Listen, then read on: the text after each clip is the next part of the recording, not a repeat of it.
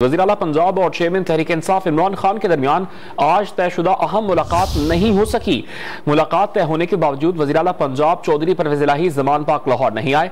तर्जुमान वज़ीर आला पंजाब का बताना है कि परवेज़ इलाही की आज इमरान खान से मुलाकात नहीं होगी।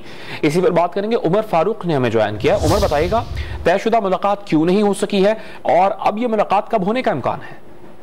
जी, पंजाब असम्बली के तहलील के मामले पर आज वज़ीर आला पंजाब और इमरान खान की अहम मुलाकात शेड्यूल थी और इस मुलाकात का ऐलान गुज़िश्ता रोज फवाद चौधरी ने किया था कि आज परवेज़ इलाही इमरान खान को मिलने ज़मान पार्क आएंगे। आज सुबह के वक्त परवेज़ इलाही रावलपिंडी और इस्लामाबाद में मौजूद थे। वज़ीर आला पंजाब ने आर्मी चीफ की कमान की तब्दीली की तकरीब में शिरकत की और उसके बाद उन्होंने इस्लामाबाद में परवेज़ खटक से मुलाकात भी की। अब तर्जुमान वज़ीर आला पंजाब का ये कहना है कि परवेज़ इलाही लाहौर पहुंच चुके हैं, लेकिन आज उनकी इमरान खान से मुलाकात नहीं होगी।